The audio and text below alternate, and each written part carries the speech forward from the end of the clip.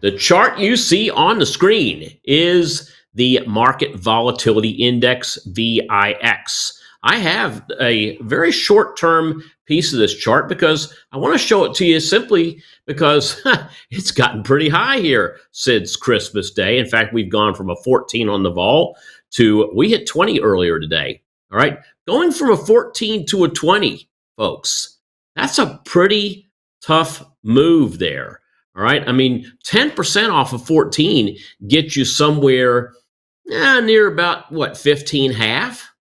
All right, so then you add another point and a half, that's 17, another point and a half, 18 half. I mean, we're well over 30% in options volatility moving up and the market volatility moving up in just the last few weeks. What is causing all of this? Two words: Treasury yields. All right, Treasury yields are causing the problem that we see here. If you take a look, and we're going to look at the TLT as one of the causes of this, but there is this concern that the market is just growing too fast for any maybe additional rate cuts, some rate cuts coming off the table, and maybe even some tightening. We talked about this last week, and I have a very interesting chart that I'm going to show you here in just a few minutes. But before I do, let's get into the big chart or the big move here, and that is looking at FinViz. This is what I saw coming into the first half of the day. We're seeing a lot of tech down. We're seeing, even retail is a little mixed when you got Walmart down nearly 2%, Costco down 1%. But then you look into the financial section, and it's a mixed bag. Merchants are down, where companies like JP Morgan are higher. Where the real moves have been for the first part of the day today have been in healthcare, they've been in energy, they've been in basic materials. So backing up and look at the 40,000 foot view, here's the SPY, and I'm looking at a 6-month chart. And the reason I'm looking at a 6-month chart is because I wanted to find an area where we saw a couple of days, a really big move to the downside for my starting point. And that was back near the end of, beginning of August. Beginning of August, we had 3 down days. You can see them here on the screen, these 3 down days that hit really hard, really fast.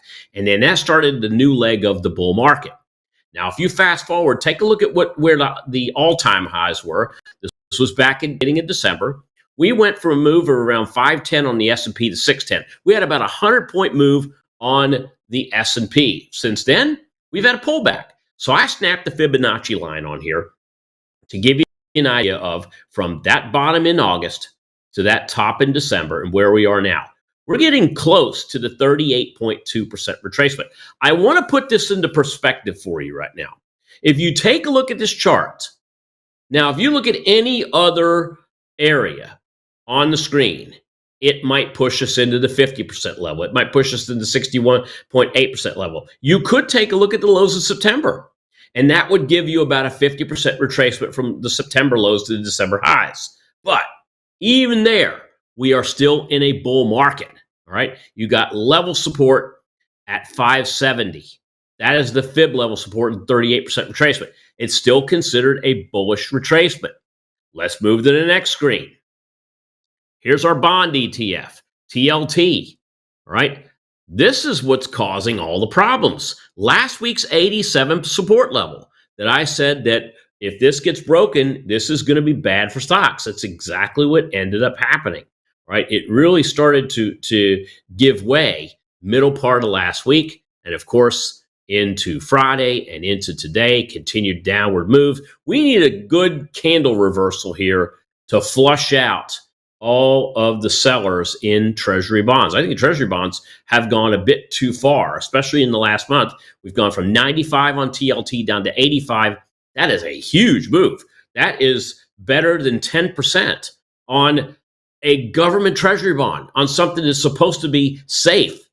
That's what we're seeing right now as yields are increasing. I actually saw also, let's look at this on my iPhone, because that's what we look at on the weekends in between kids and life. You look at that. I looked at my iPhone, and the 30-year yield is back up to near 7%. That's a big deal. That's also going to cause havoc in the areas like home builders, and you know the that whole area, both for new and existing homes, going to slow down if we're at and above that 7% level. All right, let's move into commodities. USO. Now, what's interesting is USO is doing a reverse with the markets. Markets moving lower. What's going on with USO? Well, we're seeing an inverse reaction to the market. Energy and materials moving higher, but then also the cold weather has a little bit to play. Not much, but a little bit to play in what's going on with oil and USO.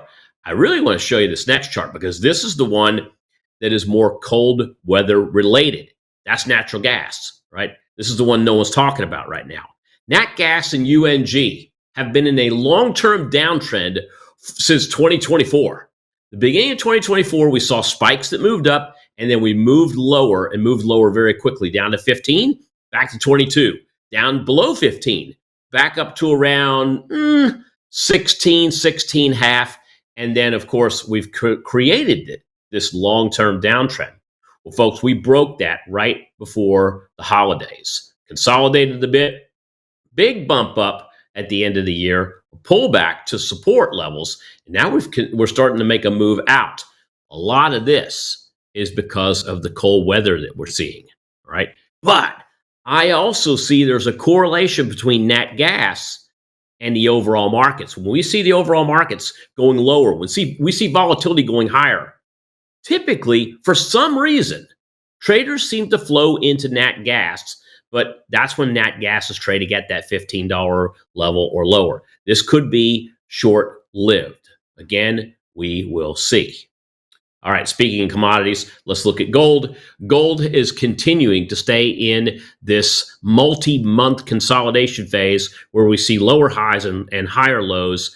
I'm expecting this to potentially go down because I think that's where the risk is in GLD. It was such a huge mover when you look at gold and what it has done or what it had done in 2024. I think there's some potential technical pullbacks that have to happen here.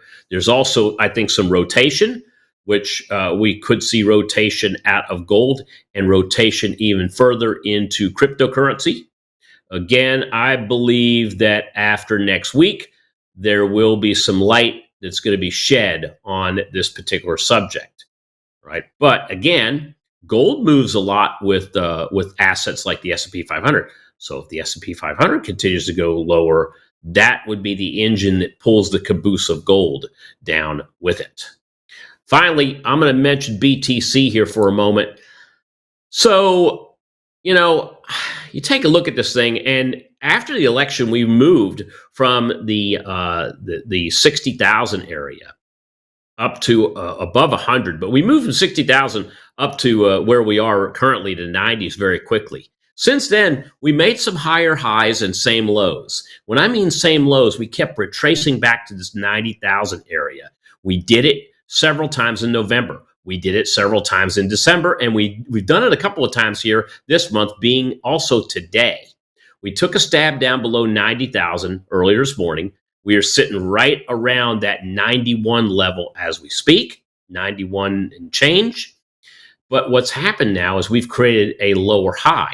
The other thing that's happening here is if you take a look at this, here's your left shoulder, here's your head, here's your right shoulder. If we break the neckline and close below the neckline, which is where we are right now, it's possible we could come back down into the 75-80 range, 77K being right in the center of that area. So what does that do? Well, I believe that would probably flush out any of the remaining tourists that are hanging out looking for Bitcoin to make that 120, 130, 150K and even higher. Because there's folks out there that got into this when it jumped above 100. And now they're sitting on it at, let's call it 100K. They're down 10%, 10%, trying to make an idea of when they want to get out. Some of them got flushed out this morning. I think everyone else gets flushed out below 85. And that's okay. That's good. That's good for long term for Bitcoin. So again, kind of shuffling this deck and looking at what's happening in a nutshell. The trend for the market, still bullish. Earnings outlook is actually bullish, even though we got a couple of bears out there, but most of it's bullish. The contrarians have switched to bulls. The seasonals haven't changed. They're mostly bullish, but now it seems like we are looking to sell the rumor and buy next week's inauguration.